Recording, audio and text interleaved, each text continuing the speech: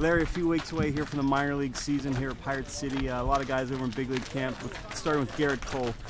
What did Garrett take from his experience at the big league camp that he can use towards his first professional season?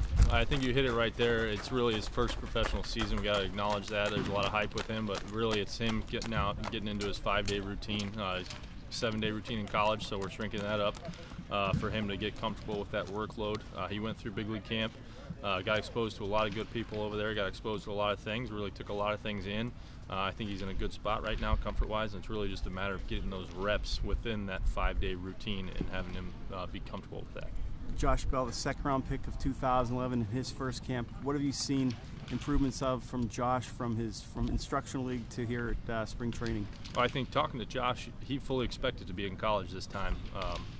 Last year at this time, he fully expected to be in college. So for him to make that transition, obviously he's all in right now, but just understanding the changes that he went through, coming in for instructional league, a little unsure. Now he's bought in, he's excited.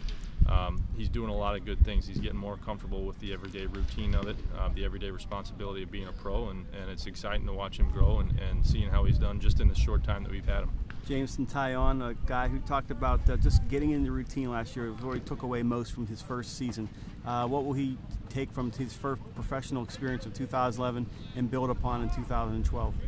Continue, like you say, build upon that experience. So build upon that 5-day routine, continuing to solidify his routine, and it's moving towards the finer aspects of pitching, starting to work on his weapon development.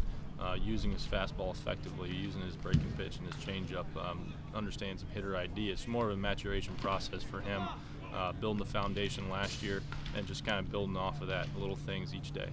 Luis Heredia, truly one of the young arms here in the Pirates system, 17 years old, just got his first taste last year here in the Gulf Coast League.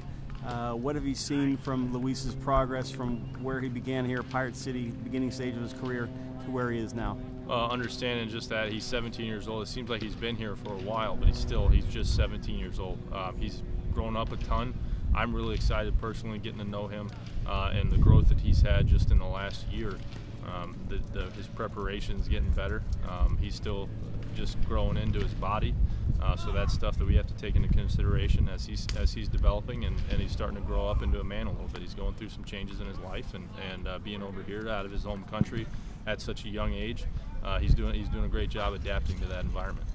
2 years ago, Robbie Grossman was one of the youngest players in the Florida State League. It was a challenge for him. Last year, he had a great year, leading the league in runs and walks. How does he take what he learned both in the Florida State League and the Arizona Fall League and help take the next step this year? Well, he made some big strides, and for Robbie, personally, he's an extremely humble kid. He's been at the bottom. He's had some rough times in his development stage, and he's also been at the top, and he's had some really strong stretches that he's put together.